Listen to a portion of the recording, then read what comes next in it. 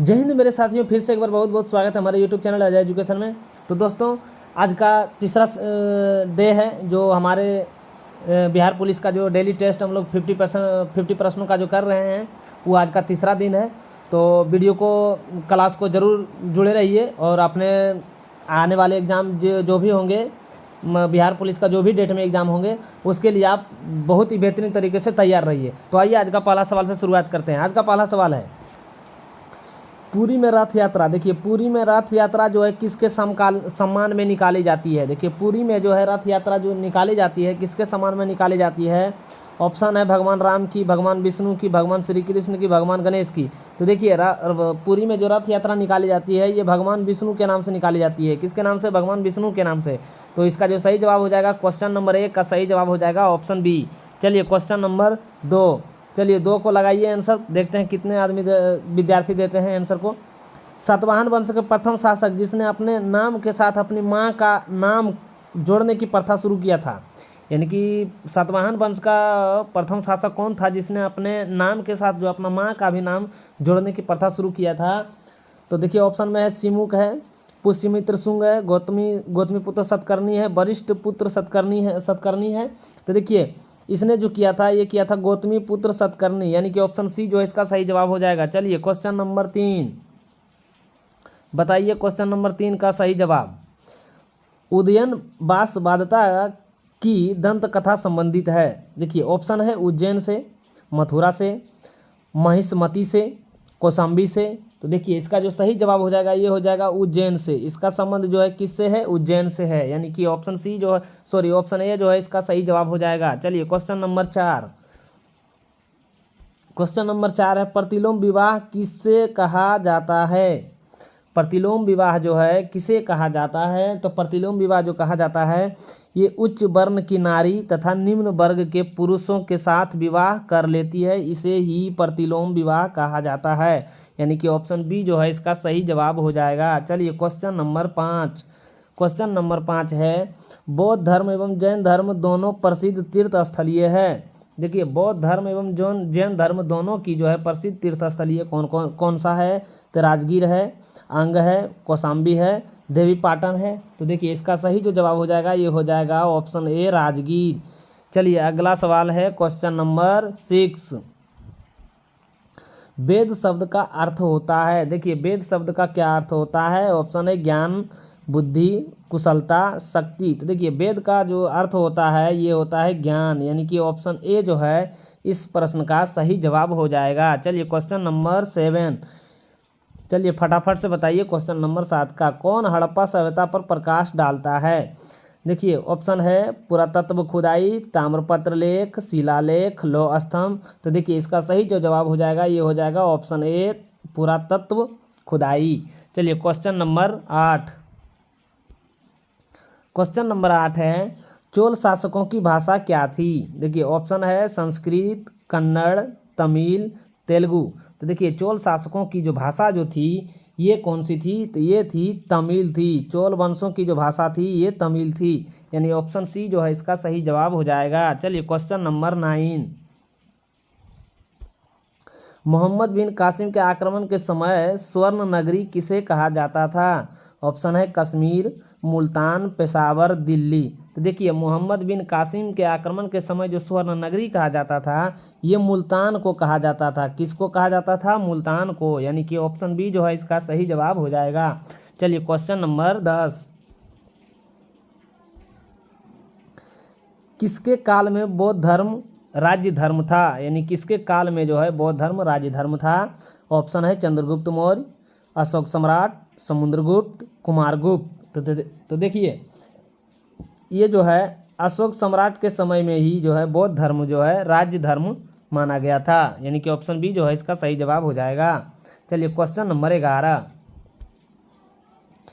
Question number 11, कौन Cripps mission के साथ कांग्रेस के आधिकारिक वार्ताकार थे। तो देखिए, क्रिप्स मिशन के साथ कांग्रेस के जो आधिकारिक वार्ताकार थे ये थे पंडित नेहरू जी और मौलाना आज़ाद थे। कौन कौन थे? नेहरू जी और मौलाना आज़ाद थे, यानी कि जो है क्वेश्चन नंबर 11 का जो सही जवाब हो जाएगा ऑप्शन सी हो जाएगा। चलिए क्वेश्चन नंबर 12, राष्ट्र कवि रामधारी सिंह दिनकर कितनी बार राज्यसभा के लिए चुने गए थे? देखिए, राष्ट्र कवि जो है रामधारी सिंह दिनकर जो है कितनी बार राज्यसभा में चुने गए थे? ऑप्शन है 2 बार, 3 बार, 1 बार, 4 बार। तो देखिए, ये जो चुने गए थे ये 3 बार चुने गए थे। कितने बार? 3 बार चुने गए थे, यानी कि ऑप्शन बी जो है इसका सही जवाब हो जाएगा। चलिए क्वेश्चन नंबर 13, झिझिया नृत्य किस त्योहार में किया जाता है? देखिए, झिझिया नृत्य जो है, झिझिया जो है यह एक डांस है। यह किस त्योहार में किया जाता है? ऑप्शन है लक्ष्मी पूजा में, सरस्वती पूजा में, दुर्गा पूजा में, काली पूजा में। तो देखिए, झिझिया झिझिया जो नृत्य त्योहार किया जाता है ये सरस्वती पूजा में किया जाता है, यानी कि ऑप्शन बी जो है इसका सही जवाब हो जाएगा। चलिए क्वेश्चन नंबर 13, थारू जाति को अनुसूचित जनजाति में किस वर्ष सम्मिलित किया गया था? थारू जो जाति था उसको अनुसूचित जनजाति में कब सम्मिलित किया गया था? ऑप्शन है 2004 में, 2003 में, 2005 में, 2006 में। तो देखिए, इसको जो सम्मिलित किया गया था ये 2005 में किया गया था, यानी कि ऑप्शन सी जो है इसका सही जवाब हो जाएगा। चलिए क्वेश्चन नंबर 14, भारत में मौद्रिक नीति किसके द्वारा बनाई गई और लागू की जाती है? यानी कि भारत में जो है मौद्रिक नीति किसके द्वारा बनाई गई है और किसके द्वारा ही लागू किया जाता है? तो ये जो किया जाता है ये भारत सरकार के द्वारा किया जाता है, यानी कि ऑप्शन बी जो है इसका सही जवाब हो जाएगा। चलिए क्वेश्चन नंबर 15, सबसे प्राचीन पर्वत कौन सी है? सबसे प्राचीन जो है पर्वत कौन सी है? ऑप्शन है हिमालय पर्वत, अरावली पर्वत, विंध्याचल पर्वत, सतपुड़ा पर्वत। तो देखिए, सबसे जो प्राचीन पर्वत है ये है अरावली पर्वत, यानी कि ऑप्शन बी जो है इसका सही जवाब हो जाएगा। चलिए क्वेश्चन नंबर 16, चलिए 16 का फटाफट से जवाब बताइए, बहुत ही इजी सवाल है। माजुली संसार का सबसे बड़ा नदी द्वीप है, यह किस राज्य में स्थित है? ऑप्शन है अरुणाचल प्रदेश में, असम में, त्रिपुरा में, मिजोरम में। तो देखिए, माजुली संसार का जो है सबसे बड़ा नदी द्वीप है यह जो है असम राज्य में है। कौन सा राज्य में है? असम राज्य में है, यानी कि ऑप्शन बी जो है इसका सही जवाब हो जाएगा। चलिए क्वेश्चन नंबर 17, भारत में सबसे बड़ी मिट्टी का वर्ग है। देखिए, भारत में जो है सबसे बड़ी मिट्टी का वर्ग है कौन सा है? तो देखिए, ऑप्शन में है लाल मिट्टी, काली मिट्टी, बलुई मिट्टी, कछारी मिट्टी। तो देखिए, इसका जो सही जो जवाब हो जाएगा ये हो जाएगा काली मिट्टी। काली मिट्टी जो है भारत का सबसे ज़्यादा क्षेत्रों में भी पाए जाते हैं। इसका सही जवाब जो हो जाएगा ऑप्शन बी हो जाएगा। चलिए क्वेश्चन नंबर 18, ब्लैक होल की जानकारी सर्वप्रथम किसने दिया था? तो देखिए, ब्लैक होल की जो सर्वप्रथम जो जानकारी दिया गया था किसने दिया था? ऑप्शन है सीवी रमन ने, मेघनाथ साहनी ने, एस चंद्रशेखर ने, होमी जहांगीर भाभा ने। तो देखिए, ब्लैक होल की जो जानकारी दिया गया था ये जो है एस चंद्रशेखर ने दिया गया था। किसने दिया गया था? एस चंद्रशेखर ने दिया गया था, यानी कि ऑप्शन सी जो है इसका सही जवाब हो जाएगा। चलिए क्वेश्चन नंबर 19, पेयजल में किस गैस का इस्तेमाल किया जाता है? पेयजल में यानी पीने वाला जल में जो है कौन सा गैस का इस्तेमाल किया जाता है? ऑप्शन है हाइड्रोजन, ऑक्सीजन, फ्लोरीन, क्लोरीन। तो देखिए, पेयजल में जो इस्तेमाल किया जाता है यह जो है क्लोरीन का इस्तेमाल किया जाता है, यानी कि ऑप्शन डी जो है इसका सही जवाब हो जाएगा। चलिए क्वेश्चन नंबर 20, बिना दुर्ग का एकमात्र सिंधु नगर कौन सा था? तो देखिए, बिना दुर्ग का जो एकमात्र नगर था वो था चुनहुदड़ो। कौन था? चुनहुदड़ो। तो यानी कि जो है ऑप्शन डी में जो है इसका करेक्ट आंसर हो जाएगा चुनहुदड़ो। चलिए क्वेश्चन नंबर 21, जलियांवाला बाग नरसंहार पर कांग्रेस जांच समिति के रिपोर्ट के प्रारूप लिखने का कार्य किसे सौंपा गया था? ऑप्शन है पंडित जवाहरलाल नेहरू, महात्मा गांधी, चित्तरंजन दास, फजलुल हक। तो देखिए, लिखने का जो कार्य प्रारूप जो समिति जो सौंपा गया था यह सर्वप्रथम जो है किसको सौंपा गया था? तो ये जो सौंपा गया था ये जो है फजलुल हक को सौंपा गया था, यानी कि ऑप्शन डी जो है इसका सही जवाब हो जाएगा। चलिए क्वेश्चन नंबर 22, पुरी में स्थित विश्व प्रसिद्ध भगवान जगन्नाथ का मंदिर किस वंश के शासक ने बनवाया था? तो देखिए, इसको जो है कौन सा शासक ने बनवाया था? ऑप्शन है होयसल वंश ने, गुप्त वंश ने, नंद वंश ने, गंग वंश ने।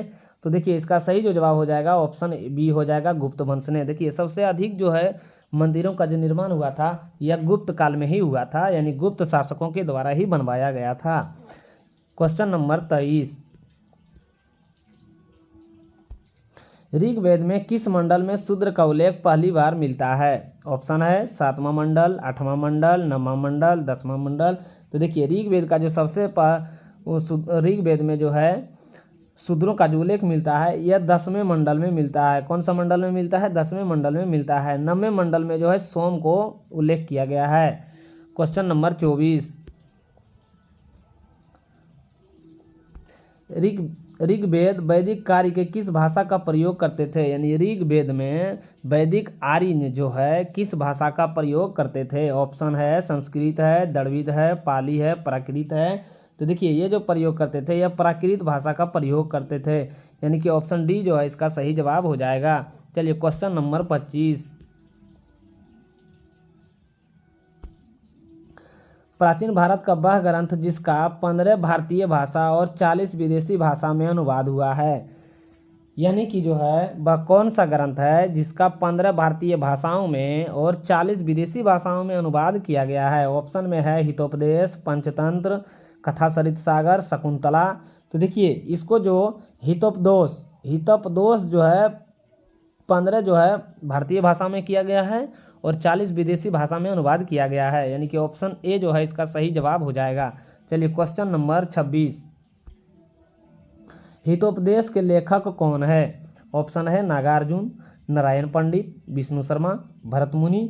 तो देखिए इसका सही जो जवाब हो जाएगा ये हो जाएगा नारायण पंडित, यानी कि ऑप्शन बी जो है इसका सही जवाब हो जाएगा। चलिए क्वेश्चन नंबर 27, वासुदेव कृष्ण की पूजा सर्वप्रथम किसने प्रारंभ किया था? देखिए वासुदेव कृष्ण की जो पूजा जो सबसे पहले जो प्रारंभ किया गया था ये किया गया था वैदिक आर्यों के द्वारा किया गया था। किसके द्वारा किया गया था? वैदिक आर्यों के द्वारा किया गया था, यानी कि जो है ऑप्शन बी जो है इसका सही जवाब हो जाएगा। चलिए क्वेश्चन नंबर 28, किस गुप्त शासकों ने सर्वप्रथम सिक्के जारी किए थे? यानी कि जो है गुप्त में कौन शासक थे जिसने सर्वप्रथम सिक्के जारी किए थे? ऑप्शन है चंद्रगुप्त प्रथम, घटोत्कच, समुद्रगुप्त, श्रीगुप्त। तो देखिए सर्वप्रथम जो है सिक्के जारी किए गए थे यह सर्वप्रथम चंद्रगुप्त प्रथम ने किया था। किसने किया था? चंद्रगुप्त प्रथम ने। तो इसका सही जवाब हो जाएगा ऑप्शन ए। चलिए क्वेश्चन नंबर 29, किस नेता ने 1906 में कलकत्ता के कांग्रेस अधिवेशन की अध्यक्षता की थी? ऑप्शन है बाल गंगाधर तिलक, गोपाल कृष्ण गोखले, अरविंद घोष, दादा भाई नौरोजी। तो देखिए इसका सही जो जवाब हो जाएगा ये हो जाएगा ऑप्शन डी, दादा भाई नौरोजी ने। चलिए क्वेश्चन नंबर 30, रोलेट एक्ट के विरोध में किसने लगान न देने का आंदोलन चलाने का सुझाव दिया था? ऑप्शन है अब्दुल कलाम आज़ाद, महात्मा गांधी, रविंद्रनाथ टैगोर, स्वामी श्रद्धानंद। तो देखिए इसका सही जो जवाब हो जाएगा ये हो जाएगा स्वामी श्रद्धानंद, यानी कि ऑप्शन डी जो है इस प्रश्न का सही जवाब हो जाएगा। चलिए क्वेश्चन नंबर 30 का जवाब दीजिए। डॉक्टर सच्चिदानंद सिन्हा किसके साथ जुड़े थे? डॉक्टर सच्चिदानंद सिन्हा जो थे किसके साथ जुड़े थे? ऑप्शन है भारत छोड़ो आंदोलन से, दांडी मार्च से, सविनय अवज्ञा आंदोलन से, खेड़ा आंदोलन से। तो देखिए ये जो थे सच्चिदानंद सिन्हा जो जुड़े हुए थे ये थे भारत छोड़ो आंदोलन से। किसके साथ? भारत छोड़ो आंदोलन के साथ जो है जुड़े हुए थे। क्वेश्चन नंबर 31, चलिए फटाफट से बताइए क्वेश्चन नंबर 31 का क्या आंसर होगा। किसने कांग्रेस के सूक्ष्मदर्शी अल्पसंख्यक जनता का प्रतिनिधित्व बताते हुए उसका मजाक उड़ाया था? ऑप्शन है लॉर्ड रिपन ने, लॉर्ड डफरिन ने, लॉर्ड कर्जन ने, लॉर्ड वेलेस्ली ने। तो देखिए इसका जो सही जवाब हो जाएगा ये हो जाएगा लॉर्ड डफरिन ने। लॉर्ड डफरिन ने कहा था कि भारतीय राष्ट्रीय कांग्रेस जो है अल्पसंख्यक सूक्ष्मदर्शी अल्पसंख्यक का जनता का प्रतिनिधित्व बताया था। तो इसका सही जवाब हो जाएगा ऑप्शन बी। चलिए क्वेश्चन नंबर 32, क्वेश्चन नंबर 32 है किसके पक्षधर नेहरू थे किंतु गांधी नहीं थे? ऑप्शन है सत्य के, अहिंसा के, अस्पृश्यता के, भारी उद्योगीकरण के। तो देखिए इसका सही जो जवाब हो जाएगा ये हो जाएगा भारी उद्योगीकरण के, यानी ऑप्शन डी जो है इसका सही जवाब हो जाएगा। चलिए क्वेश्चन नंबर 33, चलिए बताइए फटाफट से 33 का क्या आंसर होगा। गुप्त साम्राज्य द्वारा किन्हें कर रहित भूमि प्रदान की जाती थी? ऑप्शन है सेना अधिकारियों को, सिविल अधिकारियों को, ब्राह्मणों को, दरबारी विद्वानों को। तो देखिए इसका सही जो जवाब हो जाएगा ये हो जाएगा ऑप्शन सी, ब्राह्मणों को दिया जाता था। चलिए क्वेश्चन नंबर 34 का फटाफट से बताइए कि बहुत इजी सवाल है। 34 का जो बहुत इजी सवाल है, बिंबिसार एवं अजातशत्रु किस वंश के थे? ऑप्शन है पल्लव वंश के, नंद वंश के, चालुक्य वंश के, हर्यक वंश के। तो देखिए इसका सही जो जवाब हो जाएगा ये हो जाएगा हर्यक वंश, यानी कि ऑप्शन डी जो है इसका सही जवाब हो जाएगा। चलिए क्वेश्चन नंबर 35। क्वेश्चन नंबर 35 है, भूकंप की तीव्रता मापने वाला यंत्र कौन सा है? ऑप्शन है बैरोमीटर, हाइड्रोमीटर, पैराग्राफ, सिस्मोग्राफ। तो देखिए भूकंप की तीव्रता जो मापा जाता है ये सिस्मोग्राफ के द्वारा मापा जाता है, यानी कि ऑप्शन डी जो है इसका सही जवाब हो जाएगा। चलिए क्वेश्चन नंबर 36, भारत में रेल डिब्बा कहाँ बनाए जाते हैं? तो देखिए भारत में जो रेल डिब्बा जो बनाया जाता है ये कपूरथला में बनाया जाता है। तो देखिए इसका सही जो जवाब हो जाएगा ये हो जाएगा ऑप्शन डी। ऑप्शन डी जो है इसका करेक्ट आंसर हो जाएगा कपूरथला। चलिए क्वेश्चन नंबर 37, भारत का कृत्रिम बंदरगाह जो है कौन सा है? ऑप्शन है कंडाला है, मंगलुरु है, चेन्नई है, हल्दिया है। तो देखिए इसका सही जवाब जो हो जाएगा ये हो जाएगा चेन्नई। चेन्नई जो है यह एक कृत्रिम बंदरगाह है। चलिए क्वेश्चन नंबर 38 का बताइए क्या होगा? मेरोन कहाँ बनते हैं? देखिए मेरोन कहाँ बनते हैं? ऑप्शन है नदियों के डेल्टों में, सूखा क्षेत्रों में, हिमानी क्षेत्रों में, मानसून क्षेत्रों में। तो देखिए ये जो बनते हैं ये हिमानी क्षेत्रों में बनते हैं, यानी कि ऑप्शन सी जो है इसका सही जवाब हो जाएगा। चलिए क्वेश्चन नंबर 39, हरित क्रांति सबसे अधिक सफल रही थी? ऑप्शन है पंजाब एवं तमिलनाडु में, पंजाब हरियाणा और उत्तर प्रदेश में, हरियाणा में, उत्तर प्रदेश एवं महाराष्ट्र में। तो देखिए इसका जो सही जवाब हो जाएगा ये हो जाएगा पंजाब, हरियाणा और उत्तर प्रदेश में जो है हरित क्रांति सबसे अधिक सफल रही थी। चलिए क्वेश्चन नंबर 40, भारतीय चावल शोध संस्थान कहाँ स्थित है? ऑप्शन है कटक में, कोलकाता में, त्रिवेंद्रम में, मुंबई में। तो देखिए इसका सही जवाब जो हो जाएगा ये हो जाएगा कटक। भारतीय चावल शोध संस्थान जो है यह कटक में स्थित है। चलिए क्वेश्चन नंबर 41, लावा मिट्टी कहाँ पाई जाती है? ऑप्शन है छत्तीसगढ़ के मैदानों में, सरयू पार मैदानों में, मालवा के पठार में, शिलांग के पठार में। तो देखिए इसका सही जो जवाब हो जाएगा ये हो जाएगा मालवा के पठार में, यानी कि जो है लावा मिट्टी जो है मालवा के पठार में ज़्यादा पाए जाते हैं। ऑप्शन सी जो है इसका सही जवाब हो जाएगा। क्वेश्चन नंबर 42, तड़ित चालक बनाने के लिए धातु कौन सा है? तो देखिए तड़ित चालक बनाने के लिए कौन कौन सा धातु है? तो ऑप्शन में दिया हुआ है लोहा, एल्युमिनियम, कॉपर, जिंक। तो देखिए इसका सही जो जवाब हो जाएगा ये हो जाएगा कॉपर। तड़ित चालक बनाने के लिए कॉपर का इस्तेमाल किया जाता है। चलिए क्वेश्चन नंबर 43, चॉकलेट स्वास्थ्य की हानिकारक है उसमें अधिकता की मात्रा होती है, यानी चॉकलेट जो है स्वास्थ्य के लिए हानिकारक है उसमें किसकी मात्रा सबसे अधिक होती है? तो इसमें जो सबसे अधिक मात्रा जो होती है ये होती है सीसा की जो है सबसे अधिक मात्रा होती है, यानी कि ऑप्शन डी जो है इसका सही जवाब हो जाएगा। चलिए क्वेश्चन नंबर 44, आवर्त सारणी का नियम किसने दिया था? ऑप्शन है एमिल फिशर ने, चार्ल्स डार्विन ने, लुईस पास्चर ने, मेंडलीफ ने। तो देखिए इसका सही जो जवाब हो जाएगा ये हो जाएगा मेंडलीफ ने। आवर्त सारणी का नियम दिया था मेंडलीफ ने दिया था। चलिए क्वेश्चन नंबर 45, का जल में कार्बन डाइऑक्साइड प्रभावित करने पर बना सोडा वाटर है? ऑप्शन है यह एक अक्सीकारक है, क्षारीय प्रवृत्ति का है, अम्लीय प्रवृत्ति का है, यह एक अपचायक है। तो देखिए इसका सही जो जवाब हो जाएगा यह जो हो जाएगा यह एक अम्लीय प्रवृत्ति का है, यानी ऑप्शन सी जो है इसका सही जवाब हो जाएगा। चलिए क्वेश्चन नंबर 46, क्वेश्चन नंबर 46 है, भारतीय राष्ट्रीय कांग्रेस के किस अधिवेशन में समाजवादी पद्धति को लक्ष्य बनाया था? ऑप्शन है जयपुर अधिवेशन 1948 में, नासिक अधिवेशन 1950 में, आभारी अधिवेशन 1955 में, नागपुर अधिवेशन 1959 में। देखिए सी का जो है थोड़ा सा मिस्टेक टाइप हो गया है, तो इसका जो देखिए सही जवाब जो हो जाएगा ये हो जाएगा जयपुर अधिवेशन 1948 में, यानी कि ऑप्शन ए जो है इसका सही जवाब हो जाएगा। चलिए क्वेश्चन नंबर 47, उदंतपुरी महाविहार किसने बनवाया था? ऑप्शन है उदंतपुरी जो है महाविहार किसने बनवाया था? चलिए ये भी जो है दो बार टाइप हो गया है। तो देखिए ऑप्शन है धर्मपाल ने, गोपाल ने, देवपाल ने, महिपाल ने। तो देखिए इसका सही जवाब जो हो जाएगा ये हो जाएगा गोपाल ने, यानी उदंतपुरी महाविहार का जो निर्माण करवाया था ये गोपाल ने करवाया था। चलिए क्वेश्चन नंबर 48, किस हिंद यवन शासक ने शीशे के सिक्के जारी किए थे? ऑप्शन है अस्ट्रेबो द्वितीय ने, अस्ट्रेबो प्रथम ने, डेरियस ने, मिनांडर ने।